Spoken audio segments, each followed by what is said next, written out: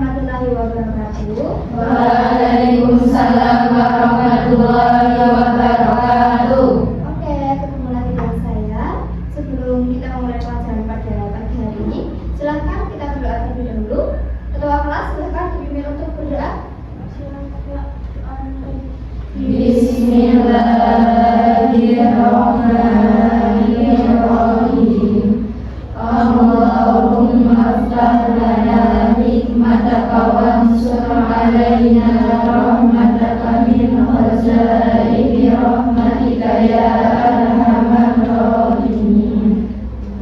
Terima kasih. Kemudian hari ini apakah ada yang tidak berangkat? Berangkat semua?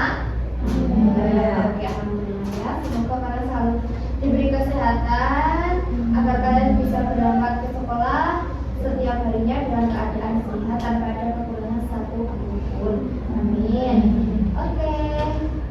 Jadi tujuan pembelajaran kita pada hari ini nanti setelah pelajaran ini kalian diharapkan itu mampu memahami buku besar, jenis-jenis buku besar dan posting. Selain itu nanti diharapkan kalian mampu untuk melakukan posting dari transaksi sederhana dengan baik dan benar.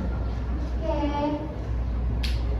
Nah, sebelum saya mulai, ada yang tahu tentang buku besar ini? Materi buku besar ini ada yang sudah tahu? Belum?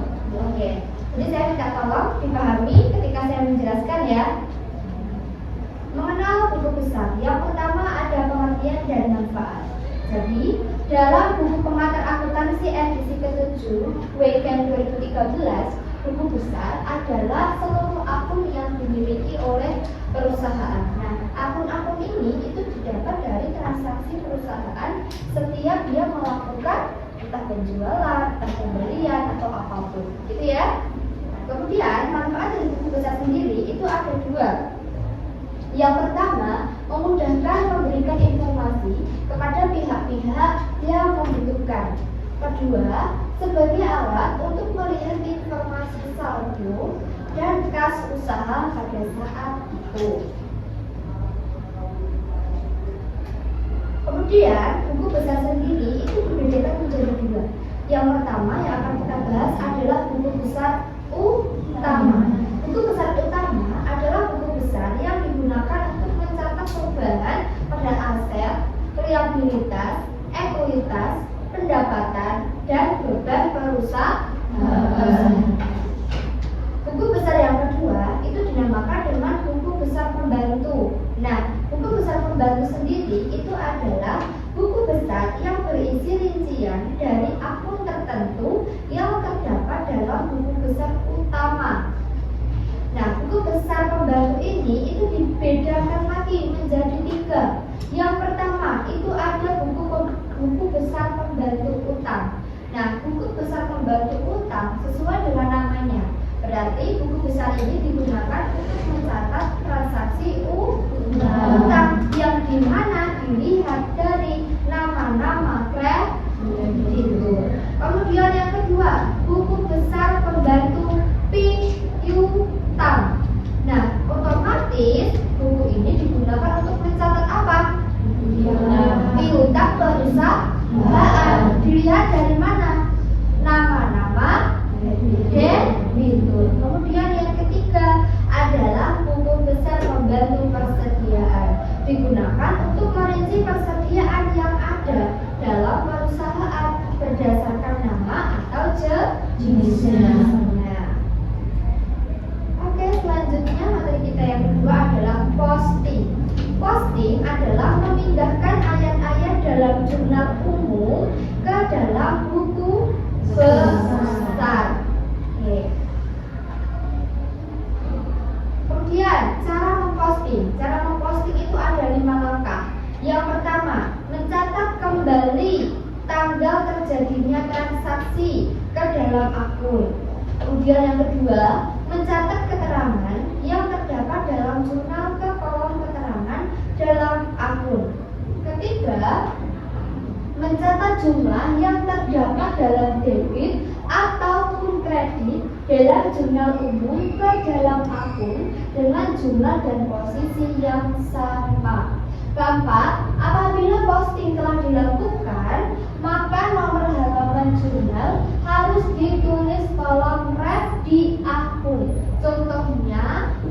ada CU11. Ada yang tahu? Ada yang tahu CU11 itu artinya apa? Jurnal umum yang ke-11. Oke. Kemudian yang kelima adalah menuliskan nomor akun yang telah diposting ke dalam akun sebagai tanda bahwa ayat jurnal tersebut telah diposting. Oke, ini adalah contoh kita mau memposting. Jadi di sini ada dua transaksi. Transaksi yang pertama itu ada apa? Coba dibaca. Ada kas di debit atau di kredit? Sebesar berapa? 1 juta. Kemudian kreditnya berupa apa? Sebesar berapa? 1 juta. Oke, kemudian transaksi yang kedua, jurnalnya apa? Kas debitnya apa? Peralatan sebesar? Kreditnya apa? Sebesar? Nah, sekarang coba kalian perhatikan di sini. Kita akan memposting bersama jurnal tersebut.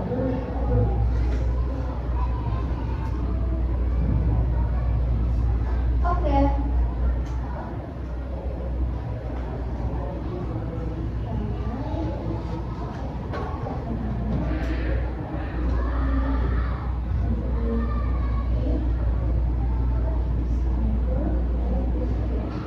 Oke, karena di situ tidak ada tanggal, makanya kita anggap saja itu adalah transaksi yang pertama dan yang kedua. Oke, transaksi yang pertama, karena tidak ada keterangan, makanya kita lewati saja ya. Kemudian tidak ada nanya. Kita lanjut langsung memasukkan ke bagian debit dan kredit. Karena di sini kita akan membuat posting tentang akun kas. Jangan lupa di sini ditulis ya. Judulnya adalah kas, karena di sini kita akan memposting akun kas. Oke, dilihat berarti kalian hanya fokus pada akun kasnya saja. Pada transaksi yang pertama, kasnya ada di sebelah mana? Sebesar berapa? 1 juta. Berarti di sini kalian tulis sebesar 1 juta. Kas itu kan masuk ke dalam aset. Saldo normalnya ada di sebelah mana? Sebelah mana? Debit. Berarti kalian tulis di sini saldonya ada di sebelah debit. Sebesar berapa? 1 juta. 1 juta. Kemudian dilihat pada jurnal yang kedua, kasnya ada di sebelah mana? Debit. Sebesar berapa? 800. Berarti di sini kalian tulis 800.000. Terus kira-kira saldonya masuk ke mana? Debit, pintar. Jadi berapa? 1 juta dikurangi dengan 800.000. 200.000. Jadi sisa saldonya adalah sebesar 200.000. Jangan 800 kok dipindahkan ke saldo. Jangan ya. Jadi saldo itu adalah nominal terakhir dari sebuah transaksi. Paham? Oke. Jadi nominal yang ada di jurnal itu hanya kalian masukkan di debit atau kreditnya. Kalau saldonya itu ya berarti saldo akhir dari jurnal tersebut.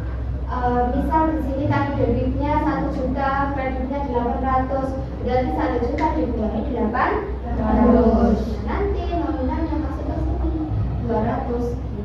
Sampai sini paham cara memasukkannya? Oke, kita sudah sampai kesimpulan saja. Tapi sebelum saya menyampaikan kesimpulan, saya mau tanya dulu tentang posting. Kira-kira kenapa posting itu harus dilakukan dengan teliti? Ada yang tahu? Ya?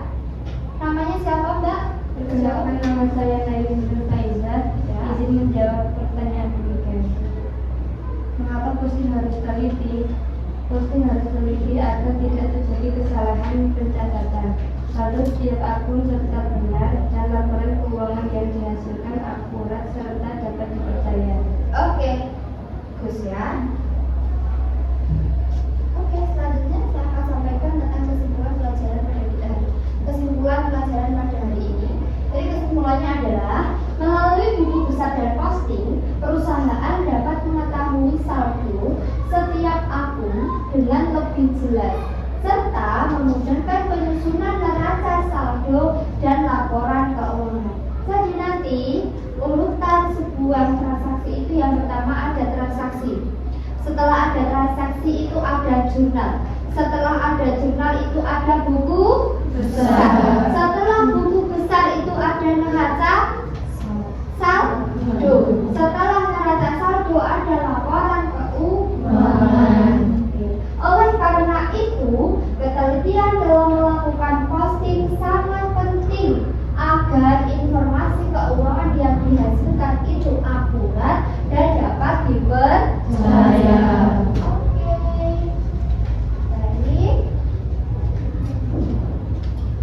Terima kasih.